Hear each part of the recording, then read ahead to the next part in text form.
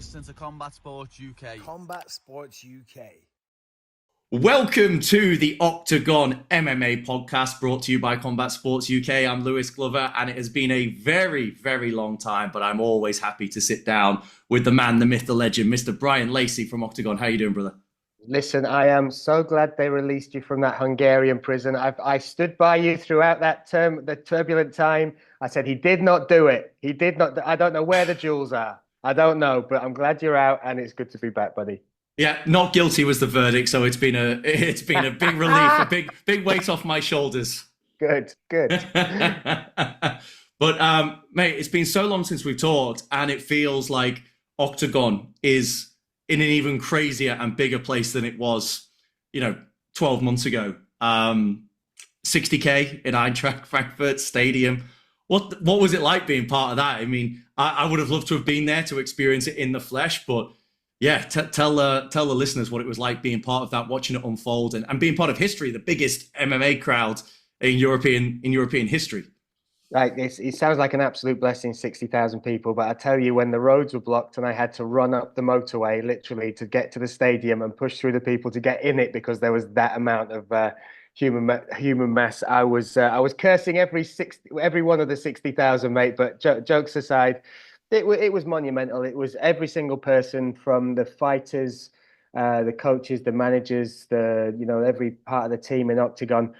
From the production staff to the even the videographers, the graphics team, the fighter services, every one of us, and it felt different. The whole weekend felt different. Everybody knew it was a moment. Everybody knew it was something special.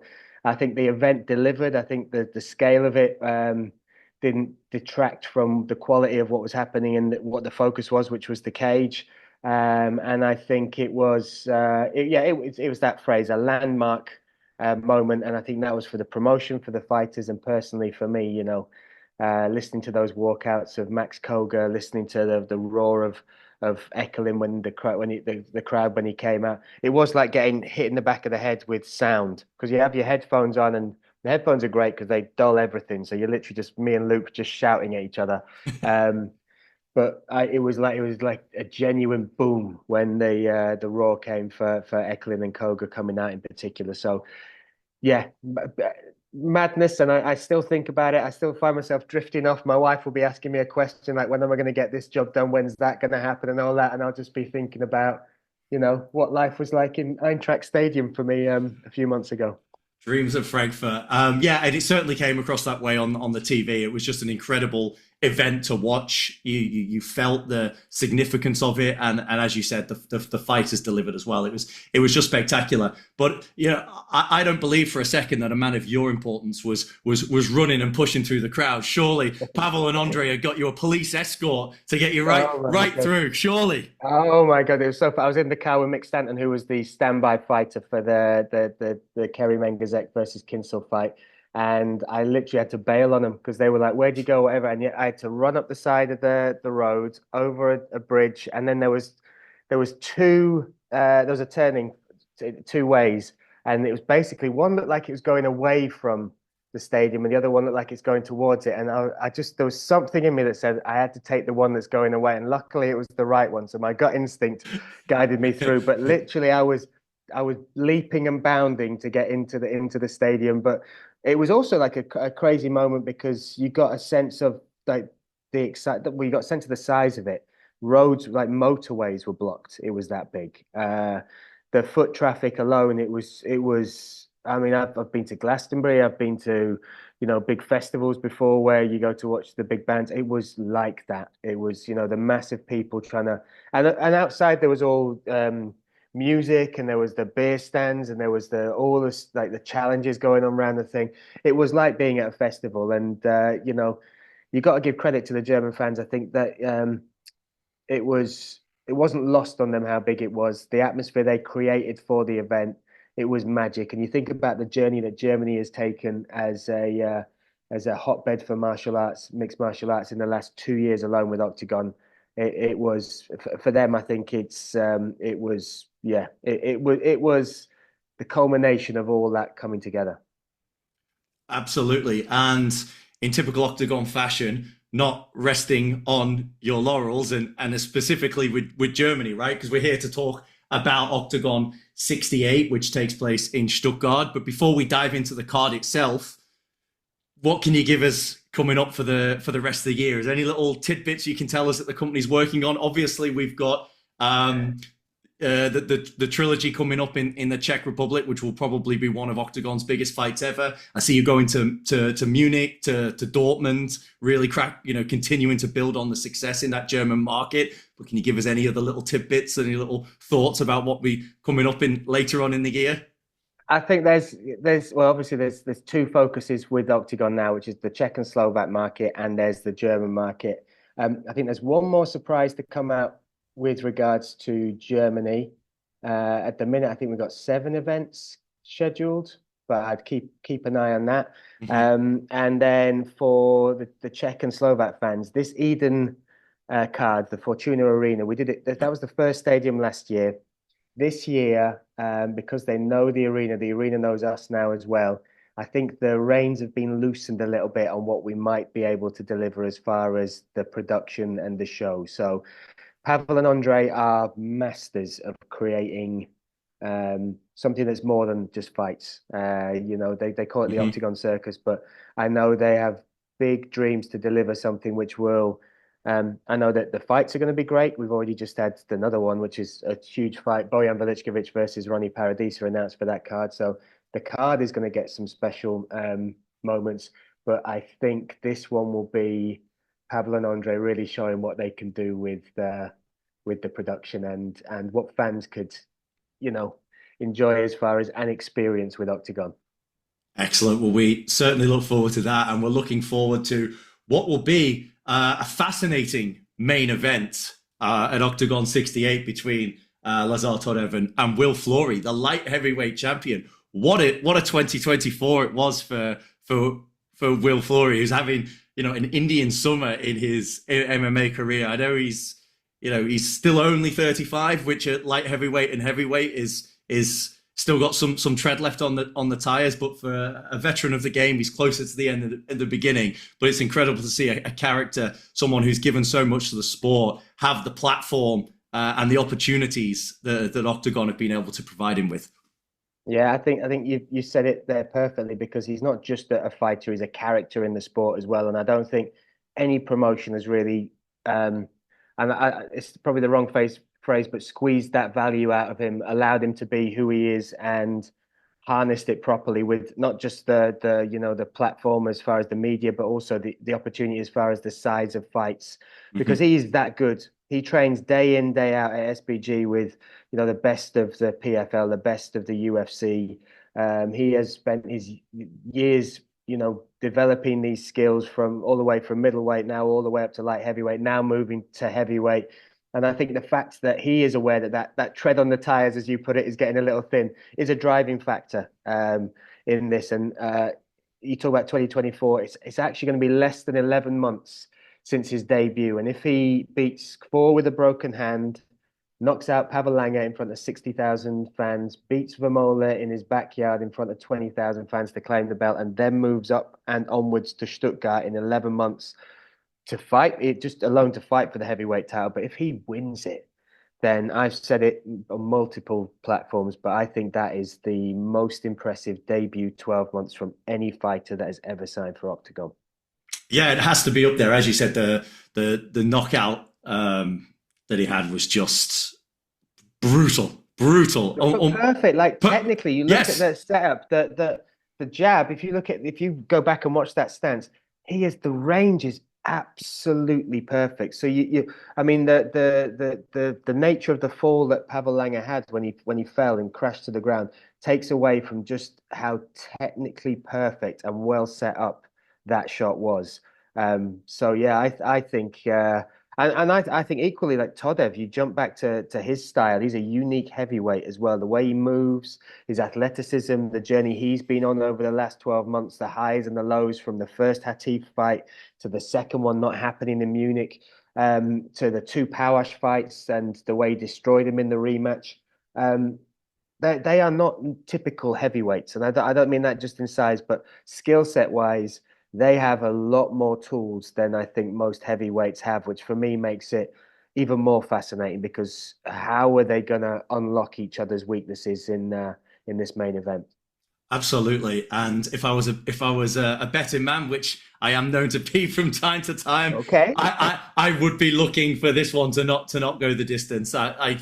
Yeah, I just think both of them have got power. Both of them have got, as you said, incredible technique. And I think this is going to be a remarkable main event, which could be capped off, as you said, as the cherry on top of one of the most remarkable 11, 12 month run that anyone's had inside the promotion. It's yeah, but drama is never far from Octagon, as you said, with Moyle getting stripped and was missing out on the opportunity to see that rematch. But you know what a way to replace that and give Todev his opportunity to fight for the belt again against Will Flory. I think it's going to be absolutely tremendous. As will the co-main event, because Makhmudmuradov is known to all MMA fans. What a profile he's got. He's an incredibly impressive, talented fighter. And again, similar to Flory, like it feels like with Octagon, he's going to get his chance to really become well known and get those massive opportunities. You could see the talent that he had in the UFC, but it just felt like he was always behind the eight ball a little bit with, injuries, COVID cancellations, people pulling out of fights. And he left the UFC and he went, I think there's more. This guy has got a lot more to give. And he's a hell of a coup for Octagon. So what can you tell us about that? How that all transpired? Because what a name and what a coup, and he's certainly looking to get his opportunity for a title after this fight, I'm sure. Yeah, and it's already kind of been announced with Kinsel coming in the cage in Trinets, which saying that if Muradov can get through this next challenge, which again has changed even as recently as yesterday. Yesterday. Again, then we could be looking at an interim title in the Eden card in the Fortuna Arena in June, which for me, Muradov is like you talk about all the qualities he had through the UFC, and I agree completely as far as there was a lot of issues, and I don't know what it was, but sometimes you just sense there's not like good relations with the UFC, and I don't know what it is, and I cannot speak to it. But him coming back to Octagon is great because Octagon is where his star rose to begin with. You look at some of his early fights, some of those landmark finishes, the way he just carved through really good talent back then. Now he's come back to us, and you could see the Czech fans were really excited when he made his return in Brno. The media really love him. He speaks really well. He's a phenomenal fighter. For me, though, he's coming back to Octagon, but it's a different Octagon. Different Octagon, exactly. The level has changed. Like I've spoken to many fighters, the stalwarts of the Octagon rosters like Jan Malek, even the Prince of Bratislava, Robert Pukac, people like that. Roman Paulus, who's a rising star still. But from what it was to what it is, the bar is much higher. The events are still big and fantastic, and the production is wonderful, but the talent you face in the cage now is a different level. So Muradov coming back, there's not going to be easy fights. And even this replacement one, they got Enomoto coming in on this one, the Swiss Samurai. He is a veteran, an absolute veteran of the sport, and he has plied most of his late career over in Russia fighting monsters, absolute monsters. Shlemenko, Ivan Shturkov, who is a beast over there in Russia. Again, USADA already kicked him out of the UFC, but Enomoto's got no fear, and he is somebody who is constantly training. He trained for most of his martial arts career in Switzerland on his own with his brother in a barn out the back. They had no one to train with, so then he had to move around the world, taking the fights and training in different places. So I even think that the level of replacement fighter we're getting on short notice is going up. So for me, it's not a given, but Muradov, this is definitely one which he will be the favourite, particularly with a short notice replacement. I think it's going to be fun. Enomoto always brings action.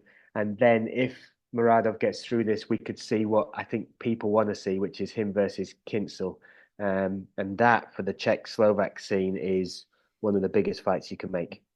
100%. But Enomoto won't be coming in with a mindset of, oh, I'm here just as a replacement fighter to make up the numbers. This is an incredible opportunity for him. As you said, spent the majority of his career out in Russia fighting, for a lot of Western UK MMA fans, relative unknowns unless you're a real Russian MMA pervert. But this is an incredible opportunity for him to take that shine and go, well, hold on a minute, you were getting an interim title shot.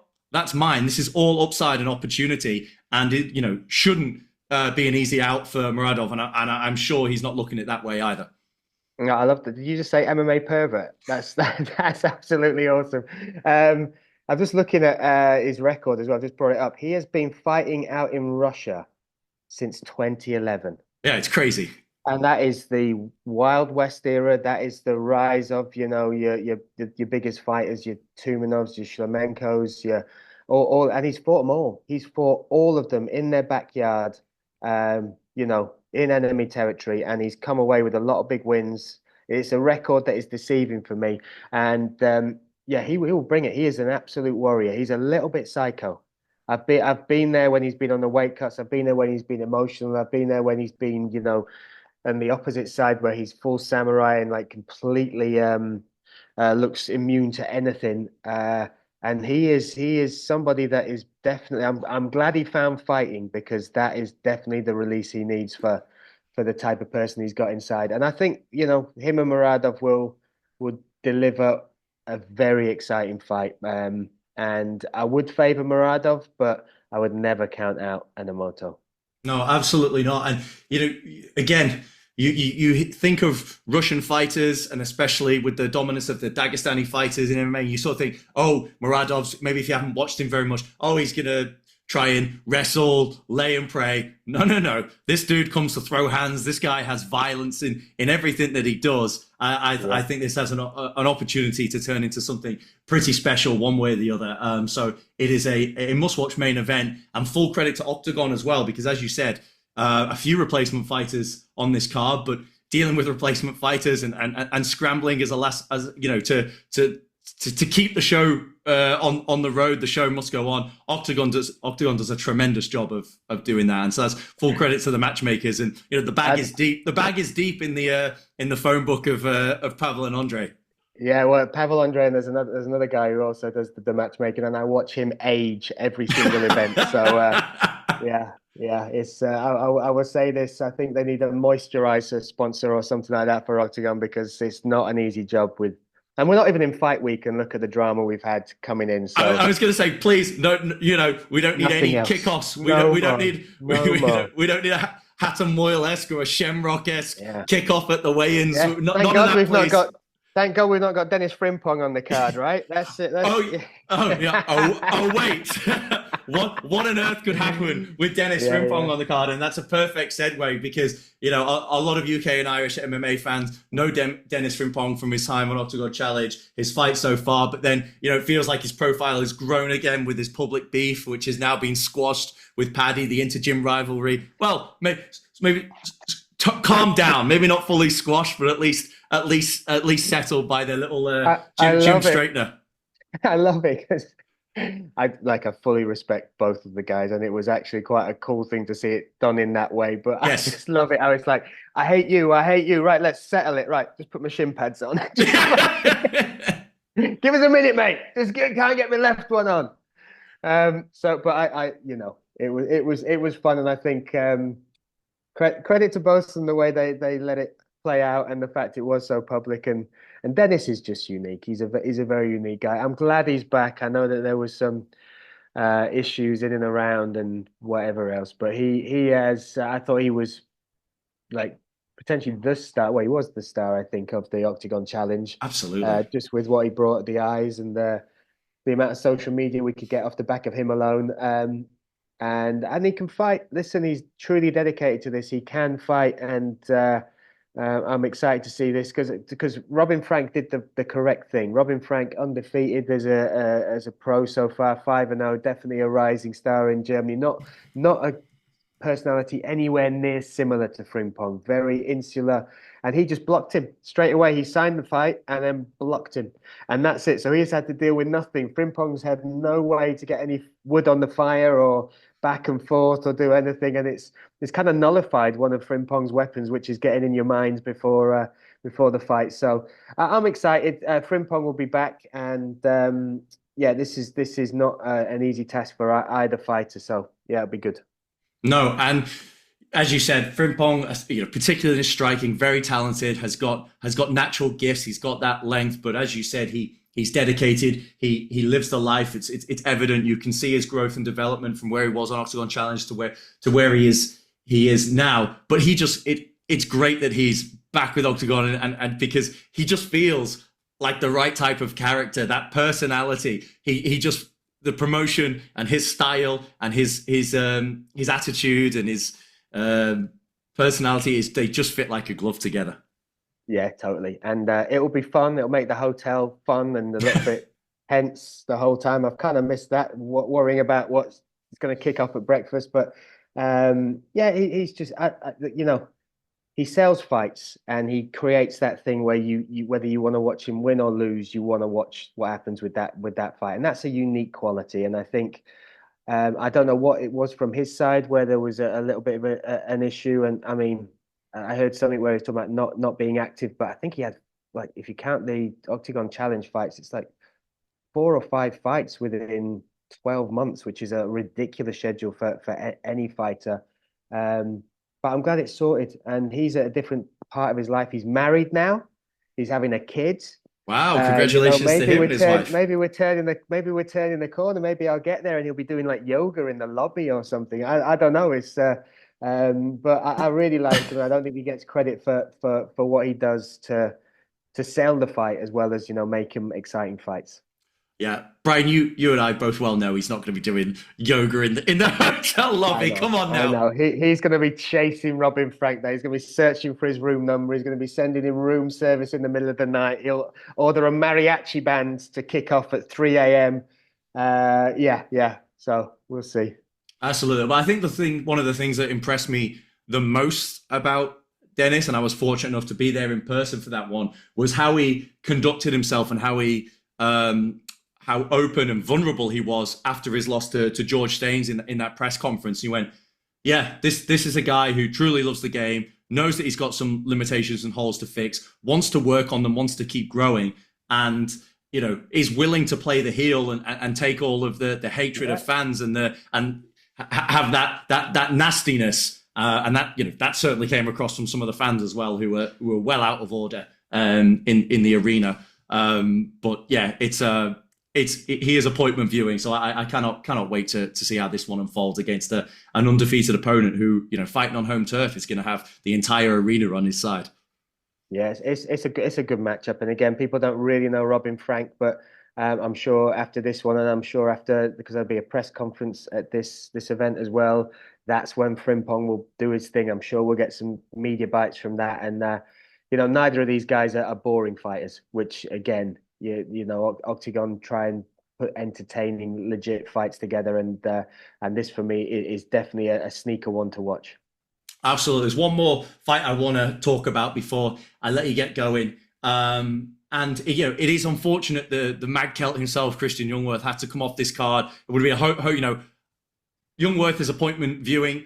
It's even more so in Germany, and then in Stuttgart, you're like, oh, this would have been brilliant. And he was supposed to be taking on Marek Bartel. Unfortunately for him, he gets injured. He can't fight. But for someone else, it's a great opportunity, and that's his training partner, Daniel Schwint, who stepped in to take on Bartel, who's an absolute veteran of a multitude of combat sports and is riding high, coming off an incredible submission victory. So I'm really excited to see this one, because once again, it's a shame for Jungwirth, it's a shame for the fans, but it presents an incredible opportunity for Jungwirth's mate, and I'm sure he'll be absolutely over the moon and nothing but happy for him if he's able to come in, take his place, and become a new star of the Stuttgart MMA scene. Yeah, and Daniel Schwint, he had that fight with Ushka, and again, Ushka got injured for this card. So that rematch had controversy because of the grounded opponent rule. And Octagon were very fair with Ushka, and Svint himself was very open, saying, "Look, I feel like Ushka deserves that rematch." So Yep. when he came off, it was kind of like it was a bit of wind out the sails. Then Youngworth, and then for them to rematch with each other's opponents is, first of all, it's kind of insanity because of the weight, but then when you know Marit Bartel, he will fight anyone, anywhere, Yes. anytime. He is legend in Octagon, first guy ever to step in the Octagon cage way back when it was the Octagon Challenge event. Octagon won the finale for that. And he has, had over 200 competitive bouts in all sorts of disciplines from K1, boxing, Muay Thai. He also, you think back to, it was Bratislava, I think, where he fought Ollie Magna. Ollie Magna lost his opponent, Bartel lost his, and Bartel just went up, I think it was two weight classes that time to go to I middleweight think it and was, fought. yeah. Yeah, it was two weight classes. Went up, fought him, and beat him in Muay Thai with small gloves. So for me, Bartel is, game as they come, but he is also in like this really green patch in his career. He's the resurgence of what he is delivering in the cage, moving to welterweight, just how loose and free he looks, even to pull off that choke, the inverted triangle finish. It's stuff, when you see fighters doing that in the cage, there's a freedom with them. And I think the fact that he's taking this fight, he's confident in the camp he's had and the people he's had around him, and he's training not just in Bratislava, but also going to Ankos MMA, training with Serdu, training with Paradisa, training with all those monsters. Um, I think it's great. Daniel Schwint will have the size. He is a beast, a kickboxing background. Trains with Youngworth, so that'll tell you like his mentality and what an absolute beast he can be. But I think, it's come together as an accidental fight, but it might be the fight of the night. Absolutely. It's yeah. So sometimes we can have the best ideas possible, and then other times you just got to let things play out the way that they do. And as you said, it's a happy coincidence arising out of some unfortunate events, which I'm sure, as you said, get that moisturizer sponsor on board because matchmakers are going to need it. Love it. And there's one more fight. You brought his name up before. Roman Palos takes on Elvis Silva in the bantamweight division. I'm looking forward to this one. What can you tell people about this fight, and particularly about Elvis Silva for those who might not know much about him? Yeah, Elvis Silva. So he's fought in some Czech promotions as well before, and he's just fun. Like he is a fun Brazilian, a real test well. What would you call it? I don't know. He's just well rounded. He's definitely somebody who's going to bring the fight to Paulus, and especially at this weight, Paulus has proved himself already as far as making that shift. I think it's the right weight division for him, but it's not the thickest of our divisions. It's not the there's not pile upon pile of different looks we can give certain fighters, and this will be a unique look for Roman Paulus. The kid's nicknamed the Karate Kid, very good striker, good in the scrambles. That Brazilian emotional fighting style.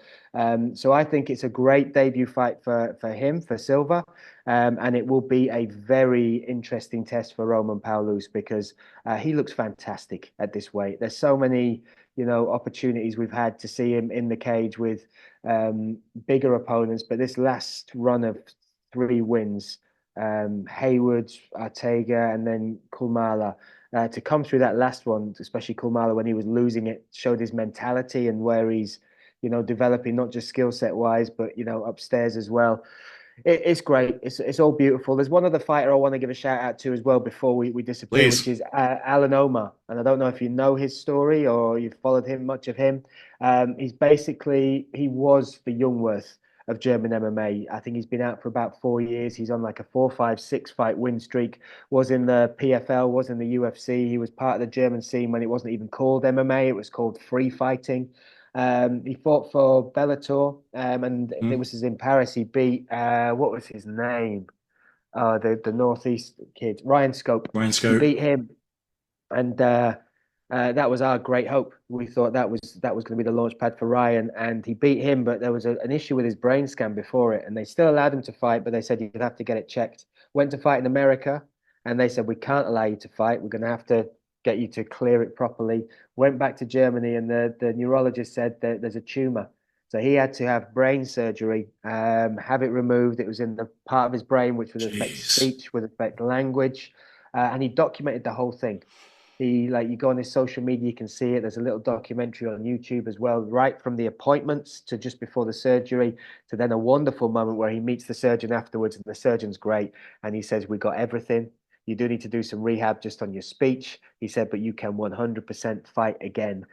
This all happened in COVID, and it's taken him 4 years to really build the confidence to make that leap. And he's going to make that leap in his home city of Stuttgart. He's going to make it Wow. his return. And it might be, we talked about John Hathaway as a great comeback. This could top that. That might be one of the biggest comebacks in MMA, certainly for Germany. What a story! That's remarkable. All the more reason to tune in and watch what I think is going to be a tremendous card. There's some guys on there, some late replacements, but to be honest, it doesn't matter. Octagon always delivers tremendous cards. The matchmaking is great, and I'm really looking forward to seeing this event. So Brian, before we get out of here, it's been a while, so tell us where the UK and Irish fans are able to watch this event. And let me just get the date here to make sure we're right. I believe it's March the 8th of March. mate. 8th of March. Saturday, 1 week from today. There we go. You can watch it on octagon.tv. Just go there, click. I think it's less than 10 quid to watch the event. It's sold out already, so I think we got 14,000 fans there, and it's set to be an epic night. And Will Flurry could become a double champ. So if you're a fan of the English, the Irish, and that scene, tune in. Absolutely. I certainly will be. And Brian, thanks so much for your time. Always great to chat, and we'll have to do this again very soon. Take care, brother. You're listening to Combat Sports UK. Combat Sports UK.